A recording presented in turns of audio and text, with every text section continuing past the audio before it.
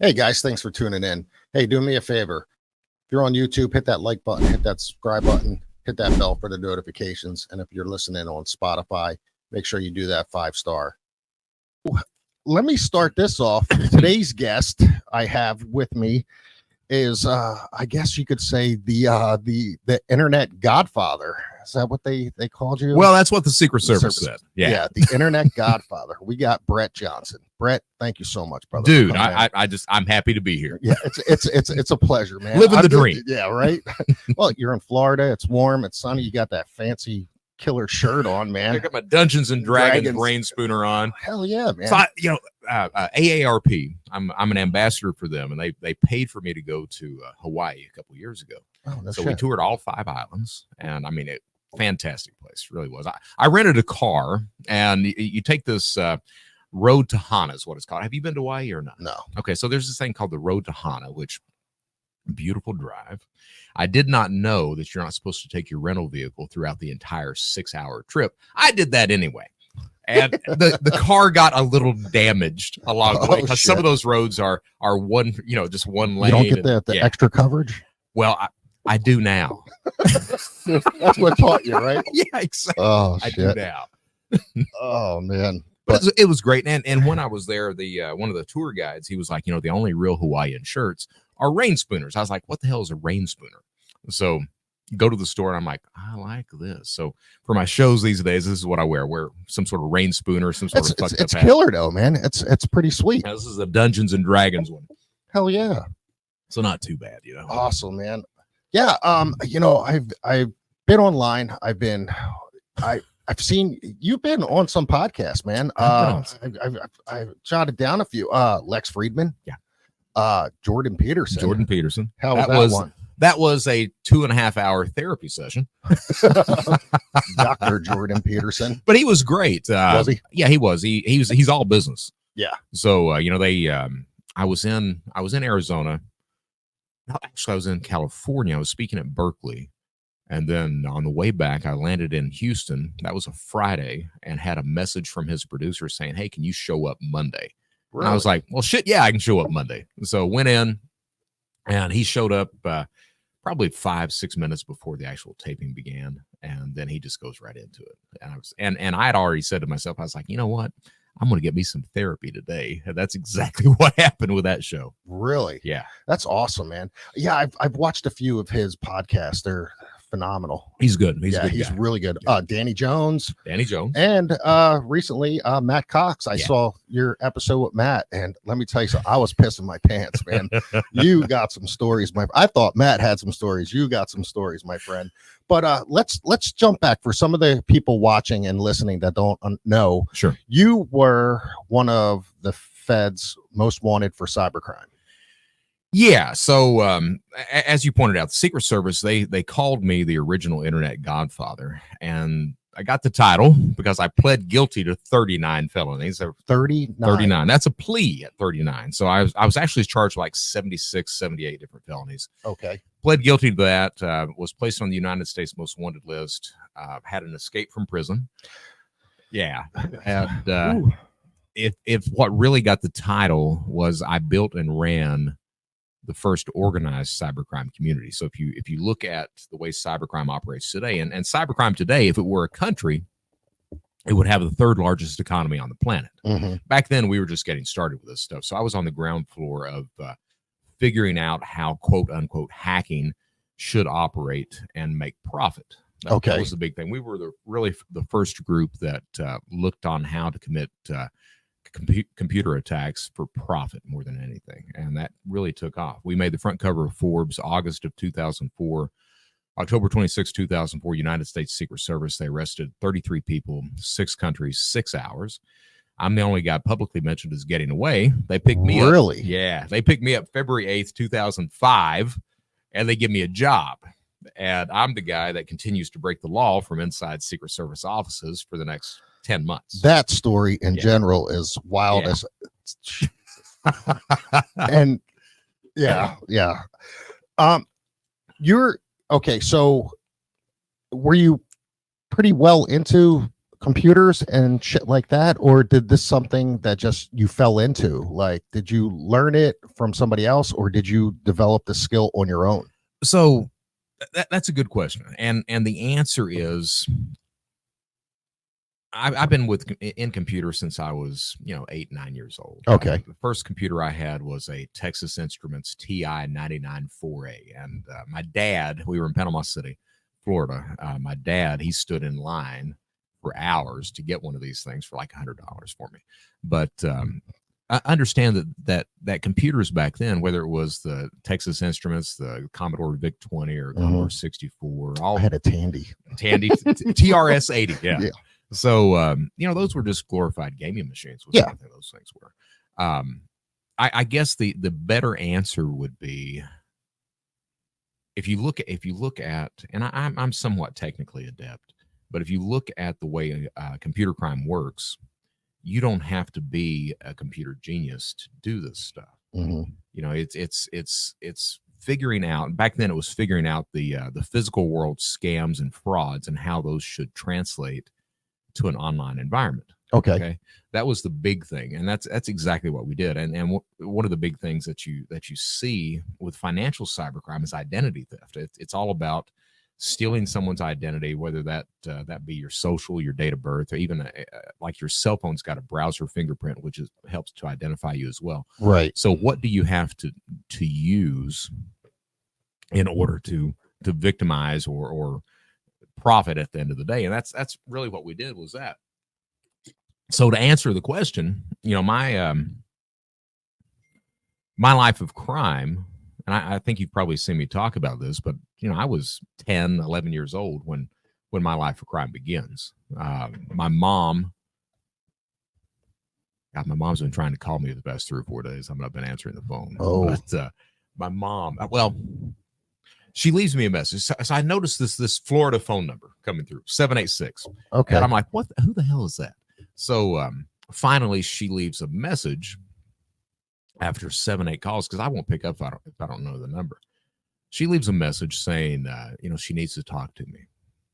Then she leaves another message after that saying, hey, I'm just going to go ahead and tell you right now, my trailer burned.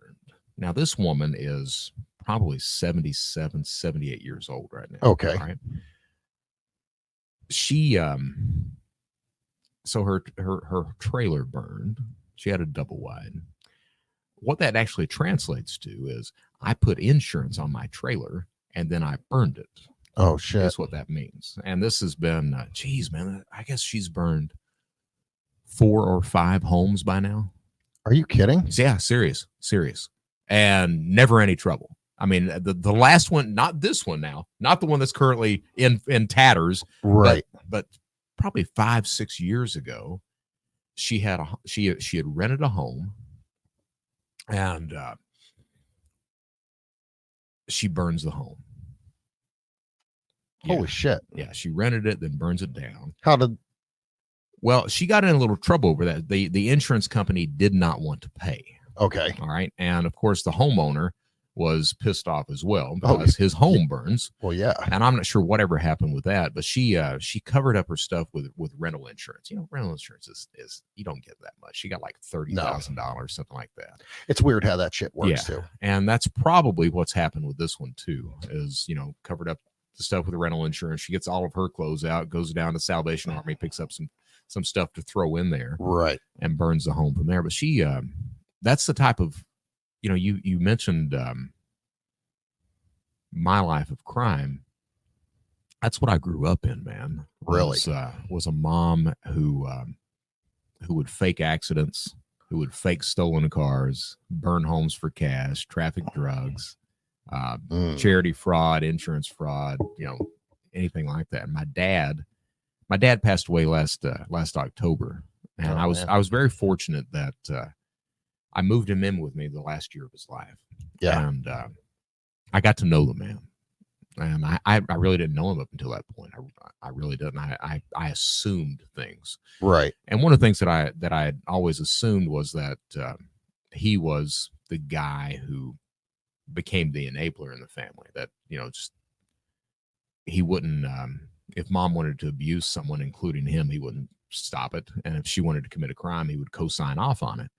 That was my feelings and my thoughts on the matter. But looking back now, Dad was just lacking in motivation a lot of the time. Okay. If he had a job, he didn't really want to do anything but the job. Right. He wanted easy money, and he had, my mom called it pipe dreams. He had a lot of pipe dreams a lot of the times. But my mom was the one that was motivated, and she was the one that usually figured out the crimes that they wanted to commit, and he would go along with it. And, is it that he wanted to go along with it, or was he doing it to make her happy? No, man. That's one of the things when I first started speaking, I talked about my prison escape. Right. And my dad helped me escape from prison. And the way the story goes, and it's true. So what happens is my mom leaves my dad when I was 10, 11 years old. Mm-hmm. We moved back to Hazard, Kentucky. I don't have a conversation with my father for 20 some years at that point. He shows up at my sentencing for federal prison.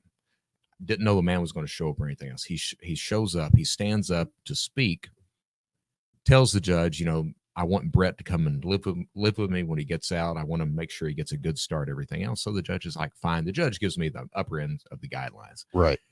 So my dad starts to visit me in prison. And about the third visit in, he's like, I've been reading about you online. I'm like, yeah. He's like, that's a lot of money you made. I'm like, yeah. He's like, do you think you could teach someone how to do that? And, yeah. So when I first started to tell that story, I said that I thought my dad was back in my life, but he was just looking for a hand up. Yeah. And what can you give me? Yeah. I've got family like that. Right. And it's so, I got family that'll rob your house and try and sell your shit back to you. Mine do that. And so that was the story. That's the way I viewed it when it first, when I first started processing it, doing this public speaking thing that I do these days. And then it changed over the next few months. I then started to say, well, no, I really think that's the way that since he hadn't seen me or talked to me really since I'd been with my mom at 10, 12 years old. I think that was the way he viewed it. That was the only way he thought he could communicate with me was talking about crime. So that's maybe. Now that my dad has passed away, and I got to live with him that last year of his life, I think it's a combination of both. Okay. I absolutely think he had the criminal mentality. Absolutely. Right. But I also think that he wanted to have a relationship with his son. So I think it's a combination of both of those. I sometimes felt like when people get to a point in their life, right before they know that they think they're coming to their end, they want to try and rekindle something with somebody or something and kind of make up for what they fucked up on.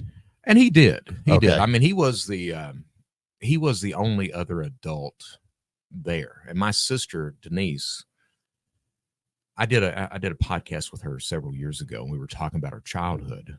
And she says at one point during that, she's like, I always thought that someone was going to come and save us. And I just immediately, I responded, I was like, well, hell, I knew that no one ever was. And so I really think that's why she and my paths they kind of just split apart right at that point. She was always waiting on someone to save her. I figured that no one was, so I needed to do this shit myself. Right. And go on like that. And it's one of those, goddamn, man, it's one of those things where you look back, like I've got 2 stepsons. Okay. I don't know how to raise kids. I don't. My thing is I just want you to be a good human being, and they are. I've got kids, and I'm still learning how to raise them. The best advice I ever got was from a marriage counselor, and he said, no one knows how to do it, but as long as you're acting out of love, you're going to be all right. Yeah. I'm like, yeah, that makes sense, because I won't. I typically want to kill one of them at least once a day. Typically, the old story I was told was, you got to be their parent. You can't be their friend. You cannot be a friend. You have to be their parent. Right. And, like Carson, my youngest, he had some problems. He had some problems with his cell phone more than anything. His mom wanted to give him one when he was 10 or 11. I was adamantly against it. Gives him one anyway, and he goes off the deep end doing shit with it he shouldn't be doing. I ended up smashing one of them, made him work out another one, everything else. Trying to get the guy to where he was okay, and he had some issues, but I look at him now. He's 19, and he's going to be a good guy. He is. He's going to be a good guy. He went through the path, and he's doing all right. My middle one, Brendan, this guy. He still lives with us. He's like 24 right now, but he paid for out of his own pocket, working at fucking Publix, paid for flight school so he could be a pilot. That's hell yeah, man. Dream of that. And he's got a job at the airport now. He's a flight instructor, and I'm like, dude, you are so fucking impressive. Let me say, I got a buddy of mine who lives in Alabama. Okay, and he does something with helicopters. Right.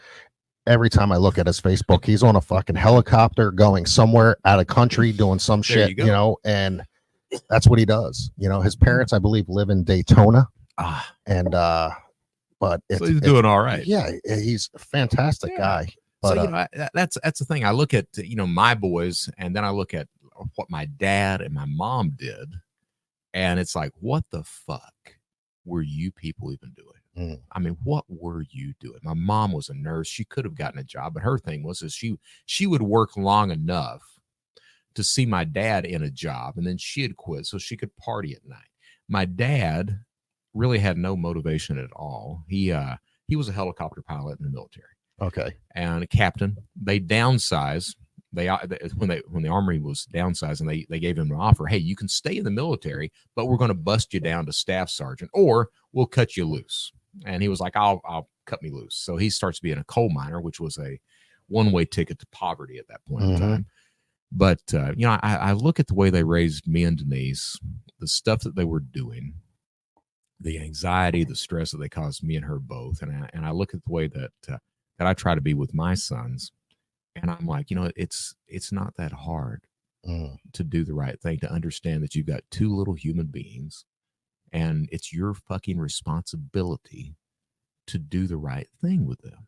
I tell you, I get so upset and worked because, I'll go through my daily routine of watching the news, reading things, and I like to see what's happening in the headlines. Right. I am so fucking sick and tired of people hurting kids. Yeah. And it's just like, these are innocent children, man. Like, what is going through your mind to do this shit? Right. Like, seriously, like I have kids, young kids, you've had young kids, and it's like, what possesses somebody to fucking do that? Yeah. It's I just don't think they get it. I don't think they understand that when you have a child, that child is now your responsibility. It's your responsibility. And I don't think that my mom and dad, they really appreciated that. I think that they viewed me and Denise as more property than anything else. Right. You're our kids, and with me, I look at the way I've turned things around now. I have. Yeah. I'm on the other side of the fence. I work hard to protect people. Word on the street, you went from bad guy to good guy. Bad guy, top of the food chain on both, evidently. Yeah. But it's I have trouble. I have a lot of trouble, man, because I know that my choices as an adult are mine. I know that. Right. All right. But I also know that upbringing paves the way for your future at the end of the day too. If you grow up in a family like I did, where the moral compass of the family is situational, and we're gonna do whatever we need to do to make money, to screw over somebody, whatever. If you grow up in an environment like that, it's very difficult when you become an adult to not go down that path. And I have trouble reconciling that with also the understanding that, hey, my choices as an adult are mine. I chose to victimize people. I chose to commit those crimes. I chose to lie to everyone. That's a rough pill to swallow. When you really accept responsibility and understand that, that's a hard pill to swallow at that point. How do you deal with that now? Do you get a lot of criticism and stuff like that from family, friends? who've seen you go down that road, who've seen you take that U-turn to come back to be on the right side of the fence. How do they deal and cope with you now? Do they contact you? Do they reach out and say, hey, Brett, you're doing good? No, man, it's most everyone. I missed out on the social media craze. Right. When I went to prison, we only had MySpace. Everybody had time, right, baby. Right. And so I missed out on Facebook and understanding. So I have trouble these days understanding why social media even exists. Like I use LinkedIn. I make money on LinkedIn. Yeah. But I signed on for Facebook, and as I'm turning my life around, I get people that I've not spoken to in 30 years that will send me a friend request, and they've seen maybe on Netflix or YouTube or Hulu or something like that. They've seen what I'm doing these days and where I came from, and it's just it wanted to connect with you. I wanted you to know I'm really proud of you. The way that you've turned your life around, but not only the way you've turned your life around, but you talk about abusing people, and I've got a history of abuse, being abused and abusing people as well. And to have that, man, to have people that that go out of their way to simply say, hey, you're doing the right thing. It's going to be okay, man. Yeah. That makes a world of difference. Now, certainly on the comment section, like I'm sure with this show, with your comment section, there will be people that, this son of a bitch needs to be in prison the rest of his life. Right. And, my answer to that is maybe. All right. Maybe. But, I'm not. And I work hard every day. I'm literally from the time I wake up until I go to bed. I'm dealing with something, cybersecurity, cybercrime, something like that. Let me ask you this. Sure. What was the estimated total? For me? Yeah. About 7 million. About 7 million? About 7 million. Okay. I got to the point. I'm the guy that, so the reason so for those listeners out there, the reason your all's tax returns are delayed every single year is this son of a bitch right here. Thanks, Brett. Yeah, I know, right? So I'm the guy that invented this thing called tax return identity theft. Yeah. All right. And I was part of Shadow Crew, and we were getting all these back then, finding databases that you could access that had PII on it, personal identifying information. That was not horribly difficult. So the first database I had access to was the Indiana State Sex Offenders Registry. Are you shit? Oh yeah. Jesus. So we hadn't transitioned. We were on Counterfeit Library. I was running that, and we were going to be transitioning over to Shadow Crew. And so again, it's this idea of how do physical world scams translate to an online environment. I was the first guy that sold fraudulent bank accounts. Okay. Because we understood that, hey, you're stealing all this money on eBay or PayPal or wherever. You need some way to withdraw that money somewhat anonymously. So, what I found was the Indiana State Sex Offenders Registry. It had the socials, the date of birth, the mother's maiden name. It had a complete identity profile of these predators on there. So I found that, and I'm like,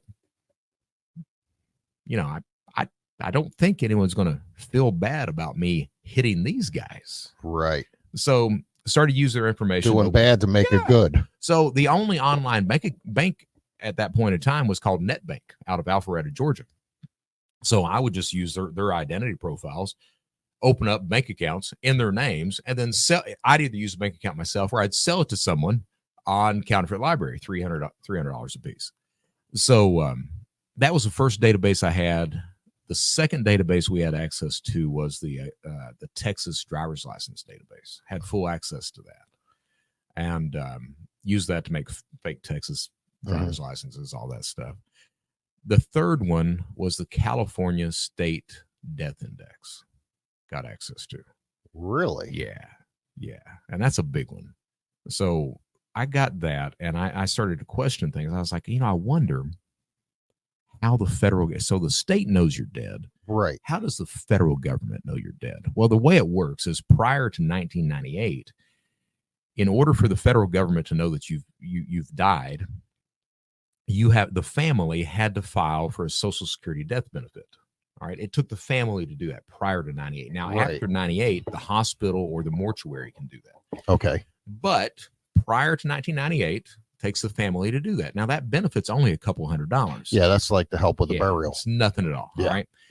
But that's how the federal government knows that you're dead. If the family never filed for that death benefit, the state may know you're dead, but the feds don't, because state and federal databases don't reference each other. Okay. So they don't crisscross. They do not. So found out that, and I was like, I wonder, will these people, if they're 65, if they would have been 65, can I get Social Security benefits overall for them? Kind of a recurring payment. All right. Can I file for Social Security on these people if the government thinks they're still alive and they're 65 plus, can I get Social Security? So I started trying to do that. You can't, because the number's been dormant for so long. Social Security wants you to come in for a physical interview. Well, I'm not going to sit down acting like a 65-year-old and I'm 33, 34. So the next question was, well, I wonder if you can file tax returns on these people, and how does the tax system work on refunding?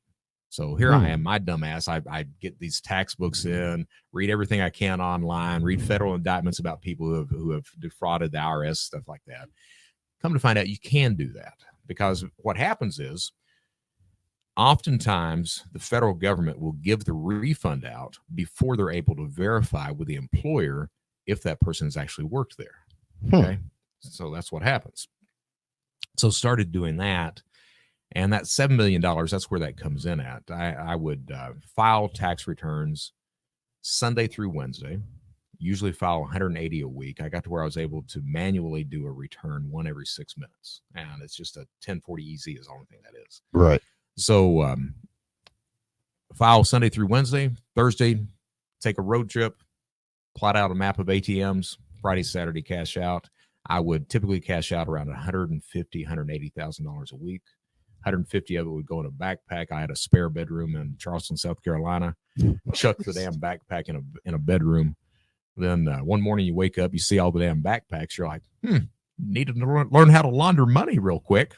Right. And that's what happened. So about $7 million stolen, not earned, but stolen. Right. Now there's a story that I love listening to. Tell me the baseball story. Oh, the baseball story. I love this story. He loves the So my dumbass had no idea how to do fraud online. It was a learning experience. And one of the things that you find is that law enforcement, there's simply not enough law enforcement officers out there to arrest everyone. Right. Not only that, but you've got jurisdictional problems. If you're defrauding somebody so I was in Kentucky, if you're defrauding someone in Minnesota, does the Minnesota victim complain to the police up there, or do they complain to the police in Kentucky? And then who pursues it at that point? So you've got all these problems in between with law enforcement. So what I was doing, I find eBay, and I was doing these little scams around Lexington, Kentucky, trying to make ends meet, not doing really well. I set up my own Kiwanis club, got caught doing that, served 3 months in county jail for that one. Yeah. Got out. When I got out, found eBay, and eBay used to be a Pez sales site. So all those Pez dispensers, eBay starts with that. Then they transition over to an auction site. So I find eBay right as they're transitioning over to that auction site. And I'm like, shit, there's got to be some way to make money on this. Didn't know how. Bill O'Reilly, he used to host Inside Edition. And the first fraud that I committed, I'll get to the baseball stuff, but the first fraud that I committed online, Bill O'Reilly was profiling Beanie Babies one night. And they were profiling Peanut, the Royal Blue Elephant. I'm sitting there watching it like, shit, man, that's $1,500 on eBay. And my dumb ass, I'm sitting there thinking, well, I'm in Kentucky. They're backwards here anyway. There's got to be one in a bin somewhere. I'm laughing because I know this story, and it's just great. So I skip class the next day, go around to all the Hallmark stores looking for this fucking Peanut Elephant. Can't find it because, well, no, he's on eBay for $1,500. Those fucking things were hard to find. They were crazy. Yeah. They were crazy. So they had these little gray ones, exactly the same as Peanut, just gray. I was like, $8. So buy a gray Beanie Baby elephant for $8. Stop by Kroger on the way home, pick up a pack of blue Rit dye, go home, try to dye the little guy, So it turns out they're made out of polyester. They don't hold dye very well. Here I am. I've got a mop bucket. I've got the blue dye in the water. I've got the fucking little gray elephant there, and it keeps popping up out of the water. I'm taking a spatula, stabbing it down in the water, trying to get the dye to hold. It won't hold because it looks. You get it out of the bath. It looks like it's got the mange. All right. It's got the mange. Yeah. So here I am with this elephant. I'm like, damn, need to do something. So get online, find a picture of a real one, post it. Lady wins the bid. She thinks I've got the real thing. And what happens is most cybercrime succeeds because of social engineering, of manipulating that victim psychologically to do what you want them to do. I don't want to be on the defensive of that conversation. I want her on the defense. So I sent her a message. I was like, hey, lady, yeah, you win the bid. Congratulations. By the way, we've never done any business before. I don't even know if I can trust you. What I need you to do, go down to the U.S. Postal Service, pick up a couple of money orders for $1,500, send them to me. They're issued by the United States government. They protect you. They protect me. You send those to me. I'll send you your creature in the mail. She believed that. She sends me the money orders. I cash them out, send her the elephant, immediately get a phone call. This is not what I ordered. My response was, lady, you ordered a blue elephant. I sent you a blue-ish elephant. And right there is the first real lesson of cybercrime. That lesson is if you get a victim, you just delay them. You just keep putting them off. A lot of them, they'll get so exasperated, they throw their hands in the air, they walk away, you don't hear from them again, and they don't complain to law enforcement. That's the big one. They don't complain to law enforcement, whether it be out of embarrassment, just don't know who to complain to, whatever. They don't complain. Well, that's the first crime I committed online. How many of those Beanie Babies did you do? Just the one. Just the one? That's it. Because I was like, shit, I'm not going to go through this because I'm going to get my But made $1,500 on that, or stole $1,500 on that, and started doing these eBay scams. So the baseballs, what happened was, and I was doing this shit under my own name. I hadn't advanced enough to understand. No, you do identity theft and then go from there. So it gets to the point where we had a Kinko's. I was at University of Kentucky, living off campus, and like a block over, there was a Kinko's there. Well, I had a crack to turn front page. I think it was front page 97 or 98 into the full version. All right, and they had a kiosk there with all these trial versions of front page. You know, it looked really nice. So here I am. I'm like, there's money to be made there. So listed an eBay thing for the full version of front page 98 for like $50, you know. And one night, like 2 a.m., I walk into Kinko's and I look at the guy behind the counter and I'm like, hey man, do you mind if I take some of these trial versions? And he's like, dude, you can take every single one of them you want. And I was like, and I paused and I was like, you're sure about that? And he's like, yeah, man, take out every one you want. I was like, okay, good enough. I picked up the entire kiosk, walked out of the store with it, take it home, sell them all on eBay for $50 a pop. That got a knock at the door. Yeah. Right? What really got the knock at the door, the first time with law enforcement on all these eBay scams, I've been watching Bill O'Reilly again, Inside Edition, and they're talking about Sammy Sosa, Mark McGwire baseballs, selling for $60 a piece, autographed on eBay. And I'm sitting there going, I remember that whole. Oh, yeah. Yeah, they were going big. You know, Mark McGuire's. Yeah. So I'm sitting there watching like, shit, man. Couldn't be that hard to sell baseballs on eBay. So skip class again the next day, go down to the, I think it was Academy or something, walk in, buy a case of baseballs. On the way home, stop by that same Kroger, pick up a gray Sharpie to sign the baseballs. I go home, start signing Sammy Sosa, Mark McGwire. Well, it turns out that when you try to sign a round object, it doesn't look any damn thing like it should look. So I'm sitting there looking at the signature like, shit, no one's ever going to buy this bullshit. Then I was like, okay, so if he's at a ball game and some kid just hands him the ball, could you do that? Would it be a messed up signature? Yeah, it might be. What would really help with this is if I print out my own certificates of authenticity. There you go. So I did that. I gotcha. Sold the entire case for, $60 a pop. Sold them quick too. About, a couple weeks later, me and my wife, Susan, first wife, we're sitting there watching television. Bam, bam, bam, bam, bam. Knock at the door. And a cop knock. It's always that bam, bam, bam, bam. Yep. So I was like, shit, that's not good. Susan knows the cop knock too. She's never experienced it, but you don't have to hear it before to know what it is. Right. So she's like, Who is that? I was like, I don't know. I'll find out. So I stand up, open the door. There are two officers, Sergeant Pat Tingle of the Fayette County Sheriff's Office, and then some detective. I forgot what his name was. So I opened the door. I was like, yes. And they're like, are you Brett Johnson? I was like, yes. Can we come in? I was like, sure. We want to ask you some questions about some baseballs. I'm like, come on in. So Susan is just looking. It doesn't say a fucking word the entire, just staring. First of all, she just stares at me. She's got that eye. Yeah.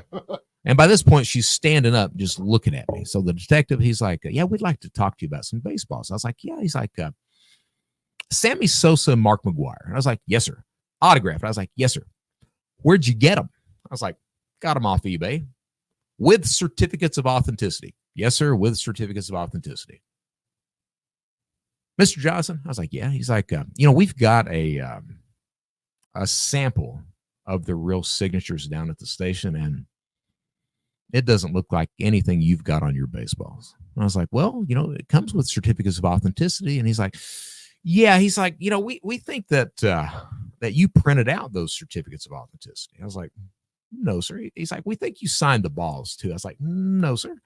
The entire time, Susan just looking dead at me, not saying a word. She won't even look at them. She just looking at me, and she's got this look on her face like, you son of a bitch.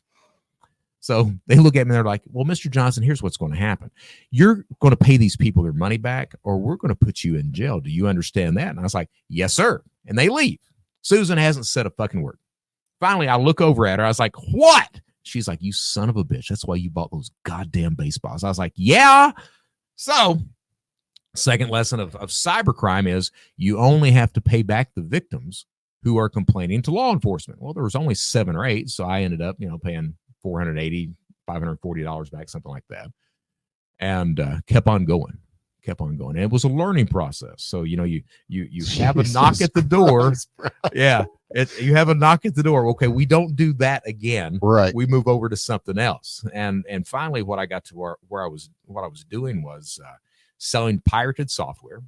Yeah. And then selling mod chips so you could play the pirated games or turn on all the channels on the cable boxes. And then finally that turned into installing or programming satellite DSS cards, those RCA systems. You can pull the access card out of it. I know similar situations. That there used to be guys that would come into the bar that my mom worked in, and I don't know if you remember when HBO had a bullet. Yes. And they would go around to all the houses that were seasonal, and if people were not in them, they just go up and at the time, and they would just unscrew them from the outside, and they walk around selling for $50-$60 a pop. That's it. So for those who don't know, when cable television first starts out, you had HBO, which everyone wanted HBO. No one wanted to pay for HBO. Yeah. And the way that you would get that is if they would come and install your cable, and what he's calling a bullet, it was this silver cylinder that was screw in, and then the cable would screw into that, and that would turn on HBO for you. Yeah. So I remember going to people's homes and I'll take that. Yeah. It's wild, but how everything is gone from there. But so you're selling a pirated chips. Yeah, not chips, but the access card. You'd program the access card, and I was making good money on that. I was, $500 a pop on that. What happens was a judge in Canada, about the same time I started doing that, judge in Canada rules that it's legal for Canadian citizens to pirate the signals. Yeah, really? A dipshit judge says this, and he actually said it in court. He's like, hey, since RCA doesn't sell the systems in Canada, my citizens, they can pirate the signals. Yeah.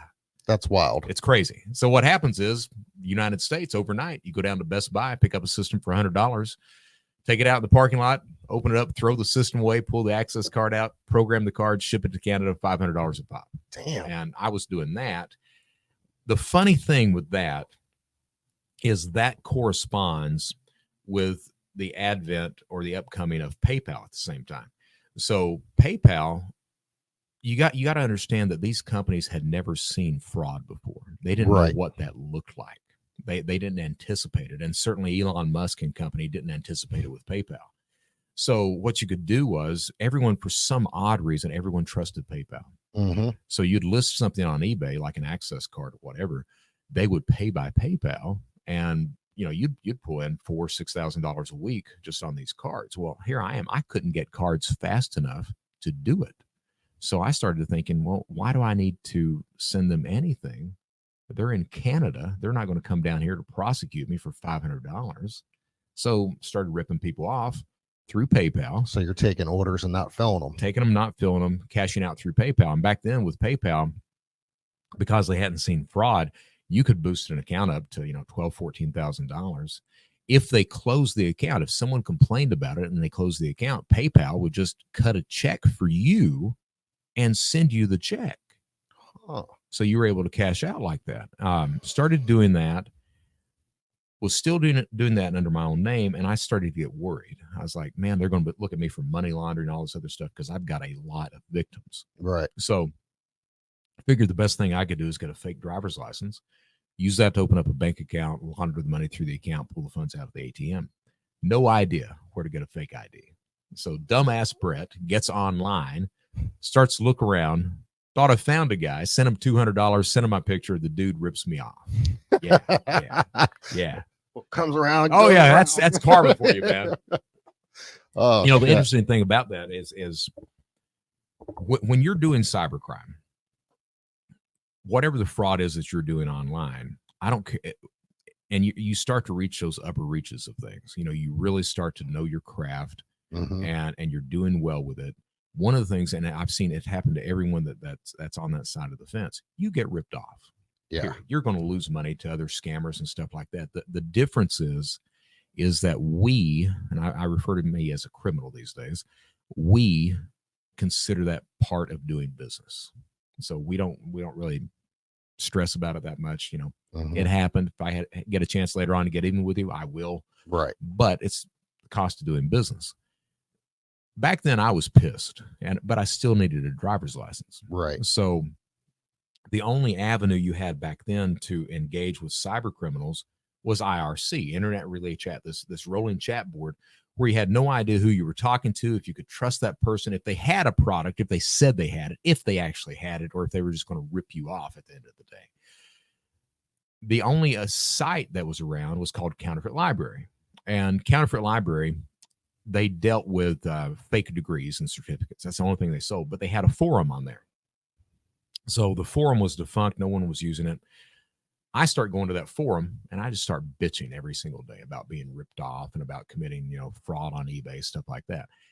About the same time that I joined that, two other guys show up. One was named Mr. X out of Los Angeles. The other one was Beelzebub out of Moose Jaw, Saskatchewan. I'm bitching every single day about needing a driver's license.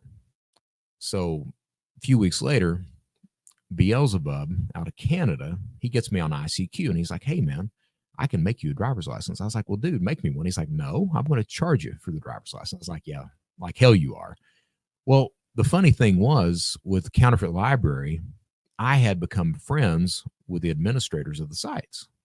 And we were, on ICQ, chatting around on email, everything else. So I tell this Beelzebub, I was like, look, okay, I'll send you $200 for a driver's license that you're probably not going to send me. And that way, when you do rip me off, I'll just have your ass booted off this forum as well. And he's like, right. Bet. I was like, okay. What was the percentage of some of these guys on that forum that were scamming? Back then, at that start, you probably only had 20 or 30 members total on that forum. Okay. It was right at the start of it. So you had people that were asking questions on how to defraud people on eBay, wanting to know where to get driver's licenses, and there simply wasn't any place. So I was teaching people how to do eBay fraud, which is not rocket science by any stretch of the imagination. But if you're looking at eBay fraud, you don't want to like I was selling cameras that I didn't have, laptops that I didn't have, stuff like that. You want it. You want the price to come in at a level which is a good bargain, but is still believable for the victim as well. If you come in and you're selling that MacBook that retails at $2,500 and you're advertising it for $1,200, no one's going to buy that. Yeah. But if you've got that $2,500 retail laptop and you're selling it for $2,100, it's a good, believable deal. People are like, yeah, that's believable. I can do that. He may have gotten it as a gift or something like that, or it may be gray market. So it's you have to know how to manipulate people at the same time. So here I am on Counterfeit Library. Beelzebub mentions me on this ID, and I was like, yeah, man, I'll send it to you.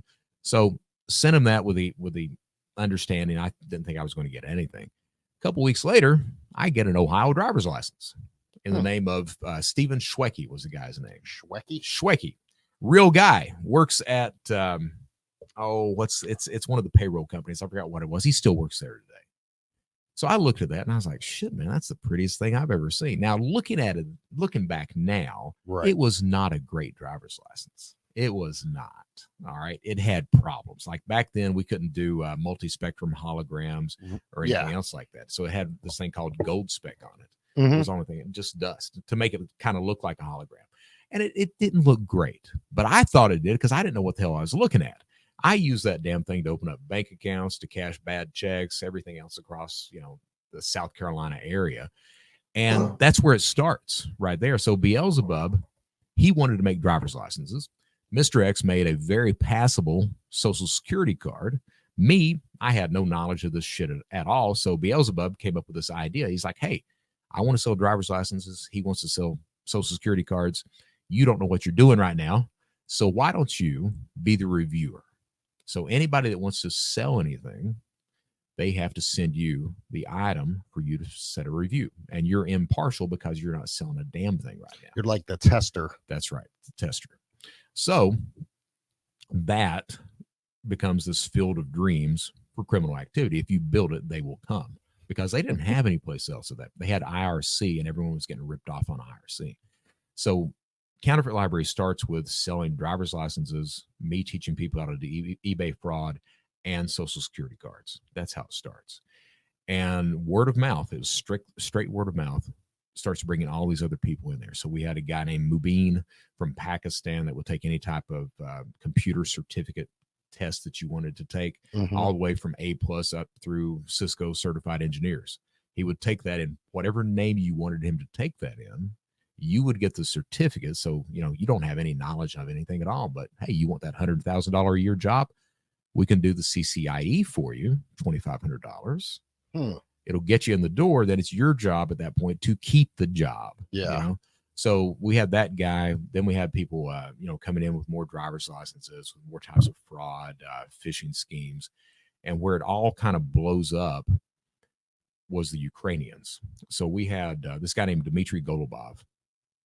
He had seen the success that we were having on Counterfeit Library. What year was this? This was 98. Okay. Somewhere through 97 through 99. Okay. Is when this comes into play. So Dmitry was over in the Ukraine. He was a spammer. He was a kid. That was it. He was spamming all these people. He's getting credit card details. And he had an idea. He was like, I wonder if people would buy stolen credit card details. So he picks up the phone. He calls his buddies. They call their buddies. They end up having a physical conference in Odessa, Ukraine. 150 of these guys show up, and they launch Carter Planet, which is the start of all modern credit card theft as we know it. Now, the problem was, you're looking at cybercrime. For cybercrime to succeed, three things have to take place. You have to gather data. You have to commit that crime, and then you have to cash that crime out. All three of those things have to work in conjunction. So the reason that cybercrime is so successful is that most criminals understand that, hey, we can't do all three things. We can do one thing, sometimes two. So they let the marketplace fulfill a lot of those needs where we're talking about gathering data. So stolen PII, credit card numbers, stuff like that. The marketplace typically fulfills that. The other problem is that sometimes that attacker is in a geographic area where they can't fulfill one of those three necessities. And that was the problem with the Ukrainians. Okay. So the Ukrainians had all the credit card information on the planet. The problem is they had already committed so much fraud in their little part of the world that every single card was locked down in Eastern Europe. So it was red flagged. Right. So even if you were the legitimate card holder, you could not use your card in that area. They locked everything down. Damn. All right. So here Dmitry is with his buddies. They've got the information. They know how to commit the crime. They can't cash out. So one day, Counterfeit Library, we see this guy pop up by the screen name of Script. And great fucking names. Great man. name. Great fucking Script. names.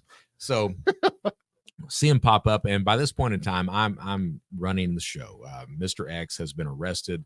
Beelzebub has went back to growing marijuana in Canada, so I'm the top of the food chain. every single business deal is going through me at that point in time. We hadn't established what I call the trust mechanism yet. So the trust mechanism was Brett Johnson.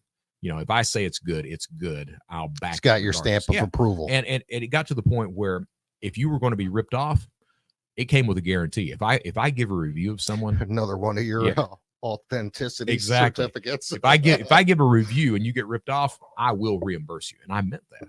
And people believe that stuff. So that really caused things to grow. Well, Dimitri shows up under the script name and he starts saying, hey, I've got stolen credit card details. You give me a drop address, give me a cell phone number. I can change their billing to your information, let it sit for 5 business days, order whatever you want to order. And we're looking at it like, shit, we've never seen that before. Well, I had one of my other guys, his name was David Thomas. He started to think that was law enforcement trying to set us up to get arrested. So he's banging away on that. And he had a decent following online as well. So the overall thought of the forum was, it's probably a setup. Don't do it. Well, I'm the only guy reviewing things, and I don't want to review that because I'm sitting there going, yeah, this may be a way to end up in prison right here. Right. I let it go for about a week. And finally, I'm like, shit, I've got to do something here because the entire forum's going crazy over this guy saying that he's got that and people are wanting to use it and they're wondering. I was like, okay, shit, I'll review him. So I get script on ICQ and I was like, look, man, I said, for you to sell anything on our forum, you have to be reviewed. And he's like, what are you talking about? So on Russian forums, they don't work like that. Right. Russian forums, you've got the guys that are selling stuff. As long as the administrator says that, hey, they're good, they're good. You don't do a review or any bullshit like that. English speaking forums is different. So I tell him, I was like, you have to be reviewed. And he's like, well, review me. I was like, okay, I'll give you a drop address. And I did. I gave him an address, gave him a phone number. I was like, what do I need to do? He's like, I'll change it for you. Let it sit for 5 business days. Order whatever you want to order. I was like, okay. So I'm scared to death. Wait the 5 business days. Try to hit Dell for like $9,000 in computer stuff. Order does not go through. Fails. Declined. I was like, okay. So I get back on ICQ and I was like, hey, man, didn't work. He's like, well, give me one more chance. I was like, look, man, I'm going to give you one more chance. And if it doesn't work, that's your ass. Do you understand? He's like, yes, one more chance. I was like, okay.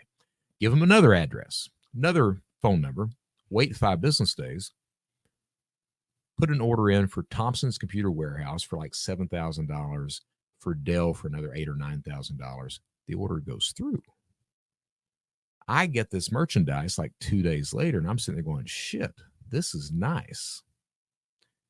Get back on Counterfeit Library, post the review that, hey, this actually works.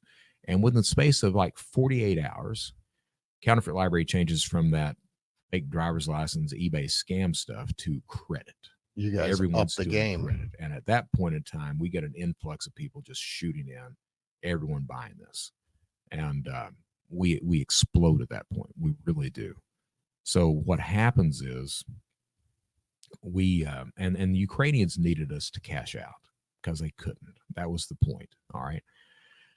What happens is we're also doing a lot of phishing at that point in time. Now, back then, when you were phishing people, these days, when you fish somebody, you're lucky to get just their login credentials. Right. But back then, you could ask 30 different questions and they would fill it all in. So on a phishing scheme, you would get mother's maiden, social, date of birth, account numbers, all the everything necessary pieces. Well, we were phishing card numbers and pins is what we were doing. All right. That was part of the fields that we were wanting. So we had the people's card numbers, we had their pins. We were using that just for what's called card not present orders. So you would get this credit card details. You would go to Amazon or Apple or Microsoft store and you buy a laptop. Okay. You send in and you cash it out. And at that point, a good credit card thief, you would profit if you were busy and working, you would profit $30,000 to $40,000 a month. No shit. Which was good money. All right. What we found out, though, what the Ukrainians found out, because we were getting all the card numbers and the pins, for you to encode that information on the back of a debit card, a counterfeit card, that track information, there's 3 data tracks on that mag stripe. The first data track is the customer's name. The second data track is the card number / then there's a 16-digit algorithm out the side of that. The third data track is indiscriminate data. No one uses it. For you to use that card at an ATM, you have to have complete track 2 information. Now, we had the card number, we had the PIN. We did not have that 16-digit algorithm out the side of that. Okay. Right? You have to know that. You can't just guess at it. All right. What we found, though, is that back then, none of the banks, and I mean none of the banks, had implemented what was called the hash on that, which meant if you had the card number, you put a / and then you put any 16 digits out the side of it, it would encode. So you could take it to an ATM. You've got the PIN number. You take an ATM, withdraw cash. We started to do that. Oh, and shit. yeah, so what happens at that point is instead of doing card not present fraud, profiting $30,000 to $40,000 a month, you're doing the CVV1 hack, is what that's called, and you're making $30,000 to $40,000 a day. Damn, is what you're doing. And then you're sending, because the Ukrainians were the ones supplying the information, you're sending the Ukrainians anywhere from 50 to 60% of that on a daily basis. Bam, bam, bam, bam.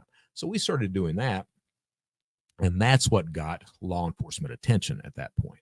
Okay. Let me ask you something. Sure. I've seen a documentary on these guys that were doing something with the credit cards where they were able to take the numbers from somebody and they were able to print the cards. Sure. Does that fall into play with that? So the printing of the cards, we were doing all kinds of bullshit. We were when we first got started in credit card fraud. So we had Script that was doing the change of billing. You had Roman Vega that was actually selling credit cards to you. Okay. Right? They were encoded. They had somebody's name on them, had the number, everything else. So you had those two big players that were doing that. But you also had a group of people that were using skimmers. So you'd get a job at a restaurant or a hotel. Someone hands you the credit card. As you're taking it back to charge the credit card, you've got a skimmer in your pocket. You just capture the track data real quick. Gotcha. Once you capture the track data, how are you going to use that card? All right. So that becomes a problem. If you don't have access to a good counterfeit card supplier, then that means you have to get cards someplace. All right. So, and there's a few ways you can do that. One of the trailer park ways of doing that is you'd take like a prepaid debit card. All right. And what you could do is you'd get your iron out, you'd put the prepaid debit card between two washcloths, and you could iron the numbers out. So the embossed numbers that are there, heat would allow you to iron the numbers out. And then if you had an embosser yourself, you're going to sit there and punch in the numbers. Punch in the numbers at that point. That was, like I said, it's a trailer park way. It looks like shit when you do it, but it would work. All right. So that was one of the ways to do that. Another way to do it is just you take a prepaid debit card. You don't even worry about trying to re-emboss the numbers. You just re-encode this mag stripe on that, go shopping with it. Back then they would, the cashier would look at, so on the screen in front of the cashier, you would have the last four of the numbers. Well, the card doesn't have the real last four. So typically what you'd do is just social engineer the person. You'd say, hey, last four, and you'd tell her that. And she's like, yeah, it matches. And you'd walk out with your item at that point. So the CVV1 hack that we were doing, it's interesting that we started that under Counterfeit Library, and then we transitioned over to Shadow Crew. So, and the reason we were doing that is we had pissed off one of these distance learning guys. Okay. He was I think his name was like John Engel or something like that. But he was really big on people getting degrees remotely, legitimately. All right. And he had been on Good Morning America. He had a forum with, 100,000 people that were following it and stuff like that. He finds out about Counterfeit Library, not about us doing credit cards, but the counterfeit degrees they were selling. Well, we weren't making a damn penny on counterfeit degrees. We talk about it, but you may sell 1 or 2 degrees a week is the only thing you sell. You weren't making any real money on that. He got a wild hair in his ass, and he's like, I don't like that. So he informs his people on the forum, hey, there's this site that's selling degree mill stuff. Damn. So what happens is the way that forum operated, we didn't have a structured type of forum. So you'd have these people coming in and they would just flood it. That's the only thing they would do. So it was really messing up our business. The thing is that there were 3 of us. There was me, Kim Taylor, and then Seth Sanders. Seth Sanders was a young guy the only thing he wanted to do was make driver's licenses. He was not interested in credit card fraud. He just wanted to make fake IDs. Well, we had already moved past that on Counterfeit Library. So the guy comes to me. He's like, I went by the screen name of Gollum. He's like, Gollum, do you mind if I just go and make another website and sell driver's licenses? And I was like, dude, I wish you the best. I'll refer everybody over there to you. It'll be great. He's like, thank you so much. So he starts Shadow Crew is what he does. He buys the domain, builds the site, everything else. He starts Shadow Crew. They only had about 60 members total. We were getting this thing called the Joe Job attacks. So it was this degree learning guy that was attacking us, and he was posting stuff that like we had weapons for sale and all this stuff, trying to get our site just black holed. So Seth comes back to me and he's like, Gollum, if you wanted to move over to Shadow Crew, you could. You got a better structure. We can handle the stuff that's going on, everything else like that. And I was like, well, I'm willing to do that. Make me super admin and let me open up any number of sub forums that I want to order and then put people in charge. He's like, done.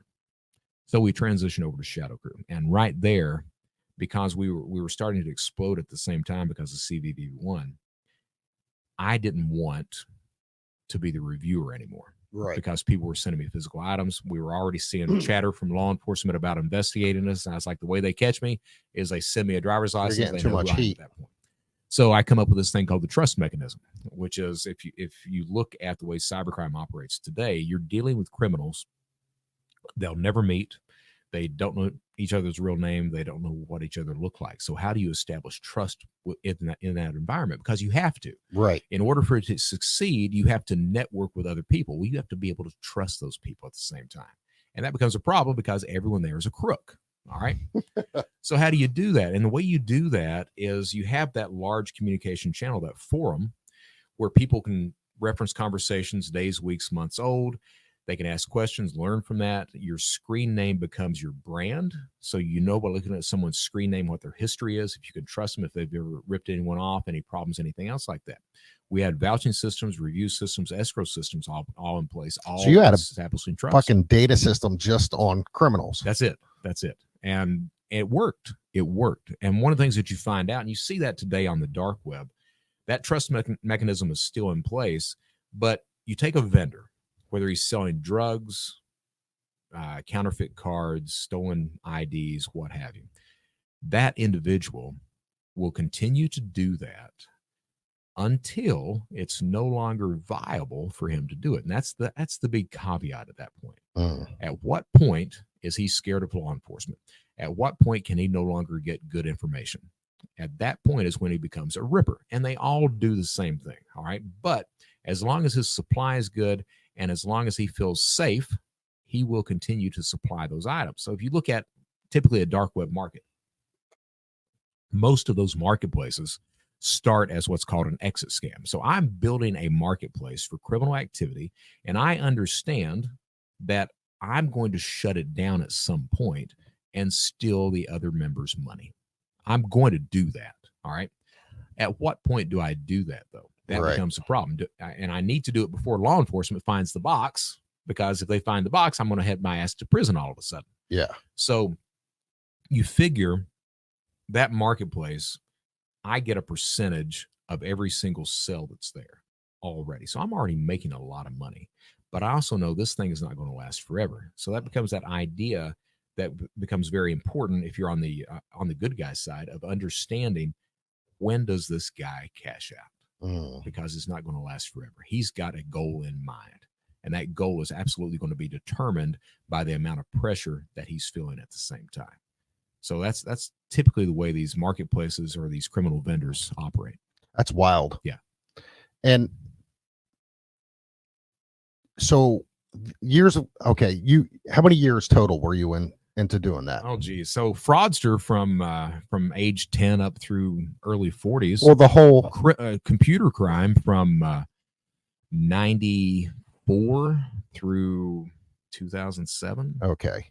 So I know you did time in prison. Right. You get out after you end up working with the Secret Service. Right. Ripping them off. You started ripping them off. Right. That's a whole nother story in itself. But now you go around and you do these seminars. Is that what you do now? Yeah.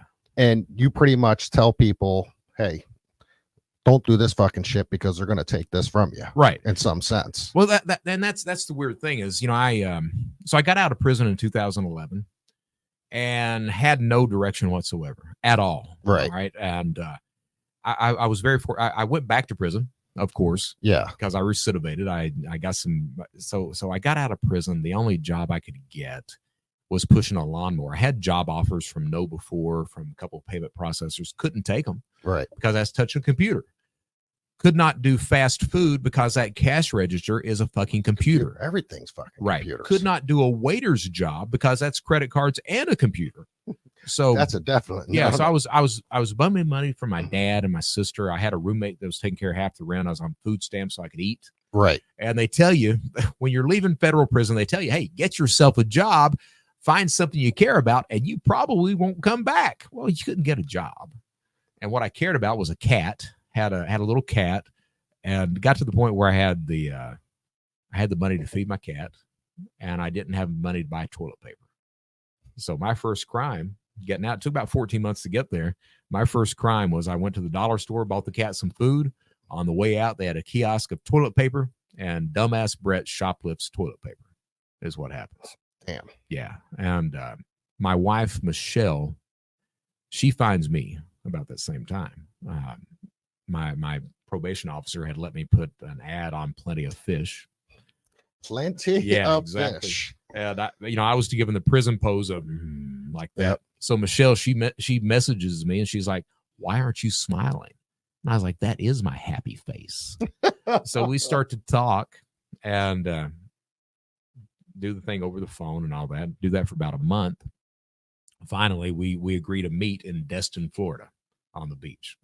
So we meet, sitting on the beach, and 10 minutes into the conversation, she's like, "So what's the worst thing you've ever done?" Oh, Christ. And I looked at her and I was like, "I just got out of federal prison." And she's like, "No, what's the worst thing really?" And I was like, "I just got out of federal prison." So I told her everything.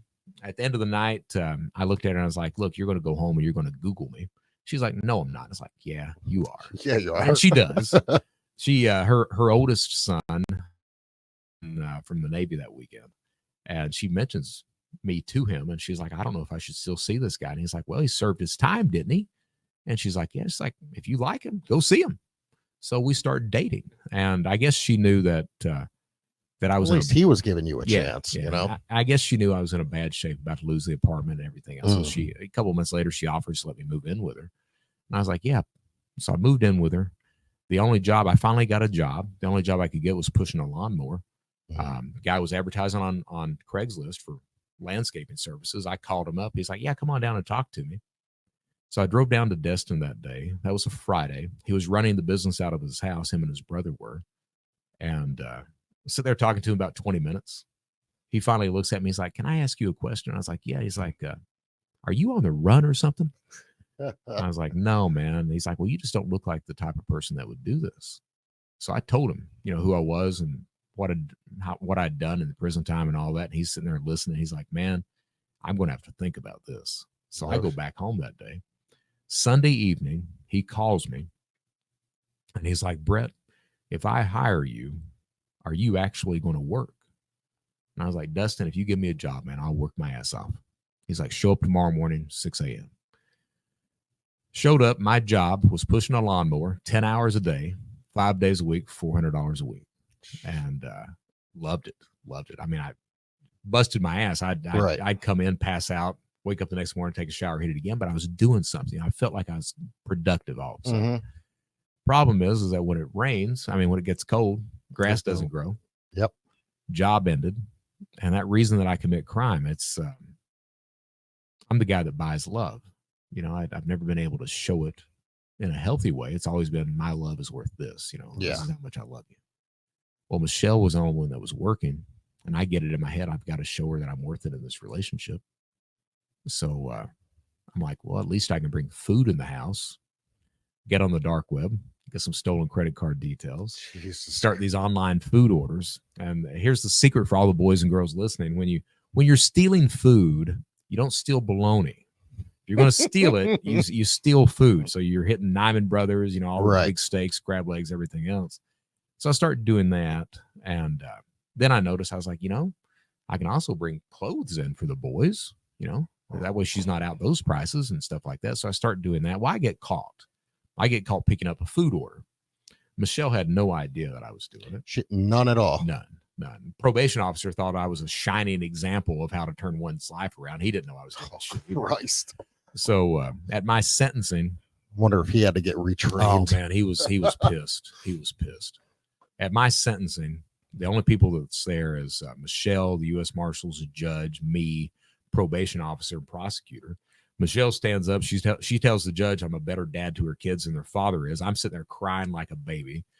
Prosecutor stands up. We think he's a good guy. We think it's a one-time thing. We don't know. Probation officer says the same thing. Judge gives me a year, 12 months. My probation officer, he stands back up and he's like, Your Honor, if you can give Mr. Johnson a year and a day, he can get the good time, get back to his family sooner. And the judge amends the sentence at that point. So I served 10 months. I go back to Texas to serve my time. Okay. And that's when the learning lesson from that's when I found out that Michelle, she didn't need me for the stuff that I could give her. She just wanted me for me. And I'd never had that before. I'd had it with my sister. How'd that make you feel? Dude, it's I have a lot of trouble with humility. And that is one of the things where by God, that's a humbling moment right there. It is. When somebody just wants you. My wife is my best friend. Yeah. I've been in relationships. You and I have something in common. That's another time and another story, which is a stripper. Oh, yeah. Okay. Every man should date one just to see how screwed up women are. Exactly. Yeah. But this woman saved my life. And I get it. She has a fantastic job. And it's not what I can give her. Right. It's just like, just be here with me. That's it. Even if it's sitting on the chair, reading a book, or she's on her phone, it's not that we have to communicate. Right. It's just knowing that I'm there. That's it. And that's all she wants. That's what made all the difference in the world right there, man. Yeah. So I get, I serve my 10 months. They kill probation so I can get a job. Michelle and I, we get married a couple months after I get out. And does that mean you're allowed to touch a computer? I can now touch a computer. Oh. All right. So problem is no one is going to hire me. All right. So and back then, even today, I know what it takes for me to go back and commit crime. Mm-hmm. I only recently have I started to refer to myself as a criminal. All right. I've had problems with that, and I've said reformed criminal. That's not set right. But I'm a criminal because I still have those thoughts, still have the temptations. I just choose not to break the law anymore. Right. I still got the mindset. But told Michelle, I was like, let me see what I can do. Signed on to LinkedIn and started to, I went through RDAP in prison, this residential drug abuse program. I don't use drugs, but I lied to get the program so I could get the time off. Exactly. And it was a beneficial thing. They teach you cognitive behavioral therapy. That's your thoughts determine your feelings determine your actions, change the thought process, the actions change at the end of the line. So I really like that. I still do that today. So what I did on LinkedIn, I was like, well, I don't have a support group of peers. I've never bowed down to peer pressure. So I started to message every single law enforcement officer that I could find, all these people in cybersecurity. And I was like, hey, I'm trying to do things right. I'm trying to turn my life around. One of the people that I messaged was a guy named Keith Malarski, FBI agent out of Pittsburgh. This dude, he responded within 2 hours, took me in under his wing, gave me references, gave me advice. That's what made the major change right there. So it was my sister. She had disowned me at one point. My wife, Michelle, shows me what a healthy relationship's supposed to be. And then finally, the FBI give me this validation that you can turn your life around and we'll help you do it. So he starts giving me references, advice. He validates this idea that, I can turn things around. From there, a woman named Carice Hendrick, she was a editor for the Card Not Present group. She was looking for a keynote speaker, and she always wanted a criminal to speak. So she sees my profile where I'm talking about I used to be this guy. She messages me, and she's talking about bringing me in as a keynote. Well, this conversation with her goes on for probably 5-6 months, back and forth. She won't commit to it. I give her Keith Malarski's information. He tells her, hey, this is the guy. He can do a good job with it. So she gets me back on the phone. And she's like, Brett, I really want you to come in and speak. But the problem is I'm scared that if I bring you into this conference, that you'll talk to these merchants and you'll get to know them, get to know what type of security they've got, and then you'll defraud them. Right.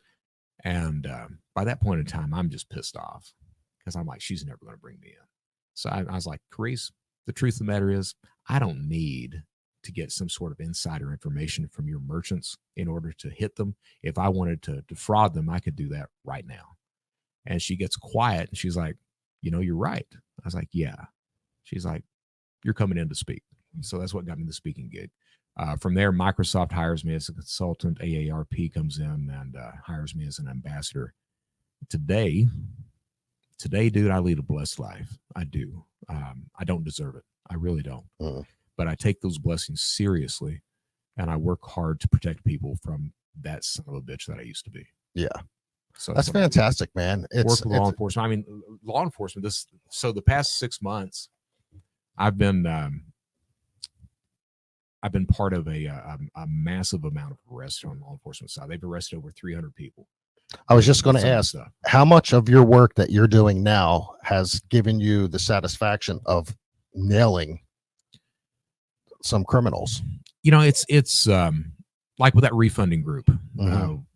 The information that I got through the feds ended up with over 300 arrests. All right. And the truth of the matter is I was on Telegram talking to these guys every day, and I had a conversation with the guys like, hey, man, you really need to stop what you're doing and go legal. And his response was, I'm making all kinds of money here. I'm good to go. And I was like, okay. So about a week later, I have a talk with the FBI. I was like, hey, you guys really need to be looking at this refunding operation that's going on. Well, by God, they did. And it ended up with over 300 arrests from that. Man, so I try to have these conversations with these guys because, I know what you're doing. I know what you're going through, and you're going to go to prison if you don't stop. So I have the conversation. If they choose not to do that, I'm like, well, fuck you. I tried. Can you describe a typical day? Typical day, Jesus. What's a typical day now for Brett Johnson? So typical day is me up at 6:30 doing social media. So LinkedIn, Twitter, since, as long as Twitter is going to stay in business because Elon continues to drive that dog in the fucking dirt. So there's free speech, baby. Free speech. And then I'll have, I've got some phone calls with some companies about potential gigs or problems that they've got. I'll monitor Telegram through the day. Anything interesting, I'll pop up with that. Usually 3 to 4 times a week, I've got some victim that wants to talk to me that they've lost money in a romance scam or a cryptocurrency scam, something like that. And I'm the guy that gets to tell them that you're not getting your money back. Yeah. That's a hard conversation because they're hopeful that they can get it back. And sometimes they've even been scammed by people who say they'll get it back. So I have a guy I love watching on YouTube, Pierogi. Yes. That motherfucker. He's badass, good. Dude. Fucking love Pierogi. He's great. Did you ever see the episode where he got it was like 100 of them in a building? And so he had 100 people come into this fucking building and they just went after him, dude. All these fucking call centers. Man. And they're getting fucking people left and right, man. They're grabbing IPs and all that shit, dude. That. And it's he's a lot of fun. He's a badass dude, man. Love that guy. I talk to the victims doing that. If I see some new trend on cybercrime or something big that's happening, I'll comment on that. Yeah. Get awareness of. And that's my day, is dealing with victims, looking at cybercrime, commenting on security of what needs to be done, talking to people on the phone. That's it. And that's how I end my night, same way. And you got the Brett Johnson show. And I got the Brett Johnson show. It's good, dude. I like it. Well, I like it. So I've been doing podcasts. You said you've been doing this for 7 months? Yeah. You're already better than I am. But I've been doing this podcast shit for, I think since 2018. Yeah. Today I've got the Brett Johnson show, which went through a transition. Okay. Yeah. So it used to be that the Brett Johnson show was, we talk cybersecurity, cybercrime, and we'd also talk about Brett trying to be a better guy. Yeah. These days, the Brett Johnson show is really just that chicken soup for the soul on how to become a better person. Which people need, man. Yeah. You know, yeah. I mean, I do this like I was telling you. I am me. This is who I am. Right. And, you know, even Matt Cox said something. He's like, you know, you shot me an email. You didn't bullshit me. Right. You didn't say, oh, I got this many subscribers, blah, blah, blah, blah, and this and that. Right. I'm like, no, what you got is who I am. Yeah. All I can do is reach out to you and say, hey, man, look, love to have you on. I think you'd be good. And, and go from there. Yeah. That's all we can do. That's it. But yeah, I mean, I watched a few of your episodes, and I like the fact you're bringing in more guests. I think that's fantastic. Finally getting to that point. Yeah. You know, and so I hired a couple of producers. Okay. So because I'm the guy, I really want to say a bunch of shit. Yeah. And I do say a bunch of shit. And they're like, that's no, we're gonna exactly. But you know, sometimes I have to watch because I'd like to be a paid speaker at the same time. Exactly. So I did Robert Hanson's show a few weeks ago, the R Snake show. And we were talking. I was like, you know, I really want to get to the point where I'm able to say the shit I really want to say. Right. Usually it's calling out a company for screwing up. All right. Gotcha. But if you start calling out companies, that entire vertical gets a little upset. Yeah. You're going to have other companies like, you know what? Maybe not. Yeah. We're not going to bring them in. So I hired a production team for my show. So I do the Brett Johnson show, and I do Criminal Thoughts is the other show. Okay. And so they're doing pretty well with that. And the hope is that I can turn the show into something profitable, which will then allow me to say every single thing that I want to say. Right. In the real world. I say a lot already, more than most people, but I've still not gotten to that point where I've got the fuck you job where I can say, you know, get fucked. I'll do what I want to do. You know, I'm getting there. Yeah. I've recently started to gamble. I won't say invest, but gamble with cryptocurrency. Oh, my wife did that. Somebody in work were like, hey, you want to invest into, what is it, Dogecoin? Yeah, the Doge, the Doge, whatever that is. She's got some money invested into that. And last week it was up. It's cratered now because, you know, got the Bitcoin halving 18 cents. Yeah, something like that. Yeah, it'll hit 50 again. Yeah. I'm sure of that. Yeah, you know, I think so. Yeah, but I was something I looked at the other day. What the hell's the price of one Bitcoin now? Okay, so it got up to 72K. It's been crashing this week. I say crashing. It's down $5,000. Yeah, I think it's in the. I've not looked at it this morning. I'm sure it's in the 60,000 range right now. Yeah, is what that is. But one of the things that you see, and that, so I've been very lucky, very damn lucky. So March 2nd, I was on Reddit and someone was mentioning how Shiba Inu was exploding at that point in time. Mm-hmm. So I was like, I went over to Shiba and it was trending up. I was like, well, shit, let's throw some money at it. I've stayed away from crypto because of the criminal origins of crypto. It's been like I viewed it as a trigger. So I spent $4,500 on Shiba Inu March 2nd.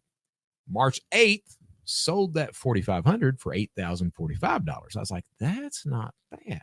There you go. So on Telegram, I do a lot of criminal monitoring. I'm on tons of groups. No one knows that I'm not a criminal there. So one of the groups that I'm on is an investment channel for criminals. What are you going to do with your stolen money?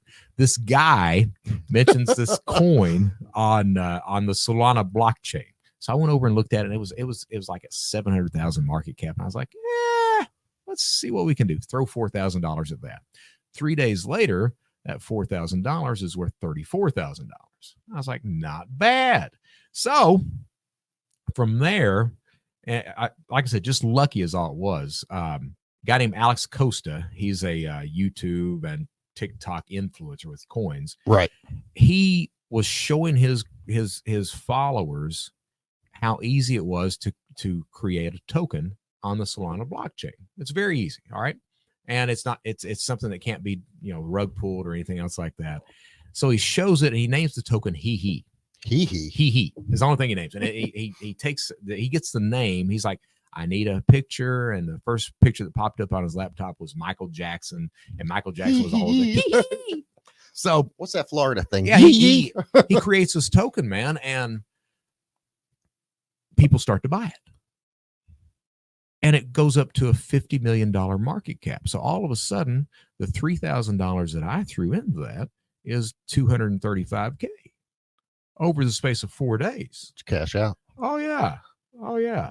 So I'm sitting there going, maybe I need to do some more crypto stuff right now. So that's what I'm doing. I'm hoping between the crypto and the show that I'm able to get to the point where I'm able to, I don't care if you hire me as a speaker or not. I'm still going to get on here and call you guys out because that's like what's most. I've been tattooing now for over 20 something years. I love what I love do. The ink. Thanks, man. I really do appreciate that.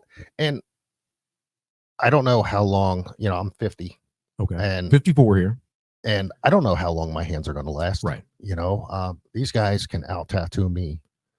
I'm generation X, and these guys are coming in with these trends that I've never seen before and doing things. I'm old school. Like, give me solid bold lines and solid colors. You know what I mean? Right. That's me. Right. I still have that following that come in and get that. Nice. But I'm just like, I like to talk to people. I like hearing stories, and it's just, I don't know.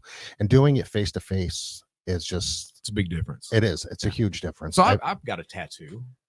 Oh shit. Oh yeah. I'm the dumbass. What you get? What are you not supposed to get on you? What's her name? Exactly. Been there, done that. So dumbass Brett, I get out of prison and I hooked up with this waitress, and when you're out of prison, boys and girls, the hormones are raging. You've not seen a woman in several years, and you convince yourself very quickly that you're in love with her. Yeah. So she had some tats and swallows and stuff like that. And I was like, I like that. I'll impress her. I'll go get a tattoo of her name right on my fucking side. Oh Christ. Her name with a Catholic prayer right under it. And I was like, yeah, let's do that. Catholic prayer. Yeah, exactly. So that relationship ended within 2 months after that. They say that, man, like you do a woman's name on you. It's done. It's done. It's done. I've been there. I've done that. Yeah. So if you see underneath my chin here, okay, it's stripper's name. Okay. There we go. Hold on.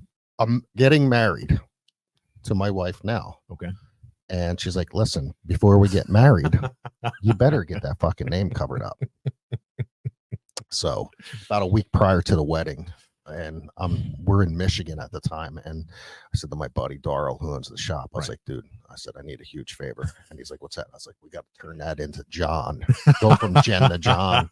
And that's what we did. I love it. And so everything went golden from there. Yeah. I told my wife, I love you so much, I'll never put your name on me. That's exactly right. I'll do the kids. Exactly right. They're always going to be your kids, but no more names. That's the rule. And I was told, the guy was like, are you sure you want to get a name on it? I was like, yeah, man, let's do it. Yeah. So I got to get this thing covered up at some point. I'm thinking about maybe a large rose or something, Jericho rose or something like that. It was one of my very first podcasts. Before I started doing the video, I did one. It was called No Names, and it was a gentleman that come in, this older guy came in to get a tattoo, and his wife had passed away. And every year on the anniversary, he gets a little something added to the piece on his chest. And it was the most, I teared the fuck up. Geez, yeah, man. So it's crazy. But don't do names, folks. If you're listening and watching this program, take it from Brett. Take it from me. You can show love in some other way than that. Yeah. Buy her flowers. Exactly. Exactly. So, Brett, thanks so much, brother, for coming in, hanging out with me. You're great. Oh, dude, this was awesome, man. And don't worry about being late today. Yeah, Brett was late. Yeah, Bretty was late. It's all good, man. It's all good. But dude, we got to do a round 2. Absolutely. Awesome. Hey, guys, if you're watching, make sure you hit that like, subscribe, and all that, and go check out Brett's channel, The Brett Johnson Show. All right. Thanks so much, brother. Awesome.